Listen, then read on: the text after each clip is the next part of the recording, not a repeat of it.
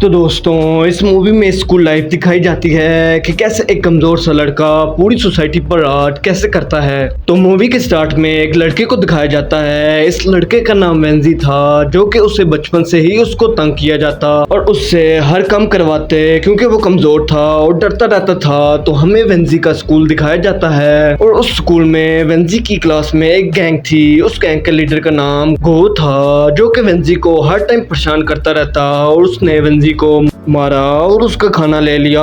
इधर वेंजी ने भी सोच रखा था कि आज मैं इसको सबक सिखाऊंगा। तो वेंजी ने गो को धक्का मारा और अपना खाना छीन लिया। इधर गो ने कुछ कहा नहीं, लेकिन दिल में ही उसे मारने का सोचने लगा। और जब वेंजी घर जाने लगा तो उसने गो का ग्रुप देखा जो कि उसे मारने के लिए आए थे। तो वेंजी ने वहां से भागने का ही सोचा, लेकिन यहाँ गो भी तेज था और वेंजी को पकड़ लिया। फिर गो ने वेंजी को बहुत मारा। जब वेंजी जमीन पर गिरा तो उसने अपना जूता सबको दिखाने लगा और उस वक्त गो के दुश्मन गैंग भी यहाँ थी और देखकर हंसने लगी। उस ग्रुप का एक मेंबर जिसका नाम जायलोंग था और वो ये देख रहा था, तो उसने वेंजी को अपनी गैंग में शामिल करने का सोचा। अगले दिन जायलोंग और उसके दोस्तों ने उसे अपनी गैंग में शामिल होने का कहा।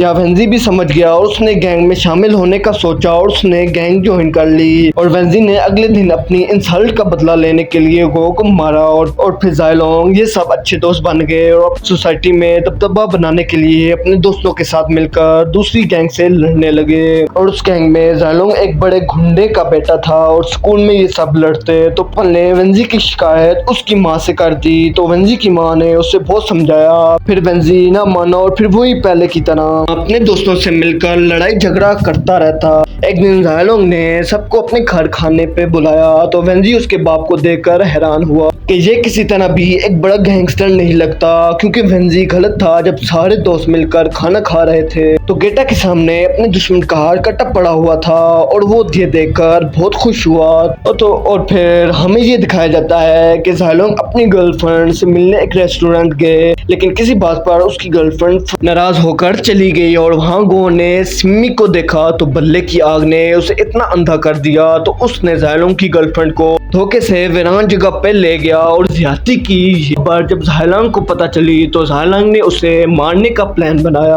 दोस्तों के साथ हाथ में उसे पकड़कर और उसे इतना मारा और वो बेहोश हुआ। जब उठा तो एक गम से उसके मुंह को बंद कर दिया, जिसकी वजह से वो मर गया। ये सब वेंजी भी देख रहा था, लेकिन वो कुछ न कर सका।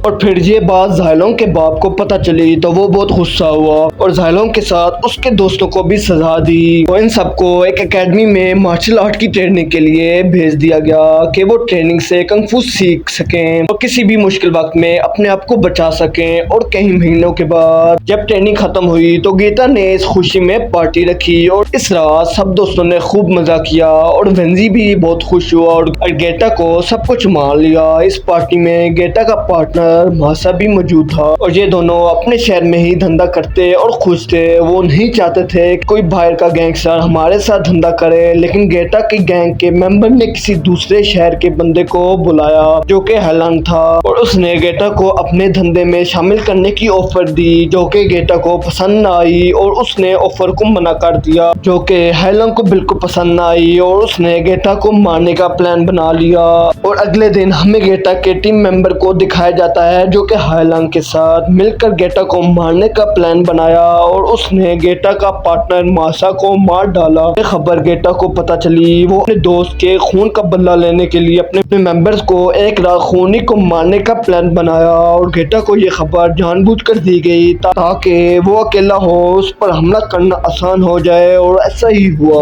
वो अकेला हुआ तो उस पर हमला कर दिया, लेकिन गेटा कंग फू जानता था तो उसने चारों को गिरा डाला। लेकिन पीछे से लंग ने पिस्टल से उसे गोलियों से छन्नी कर दिया।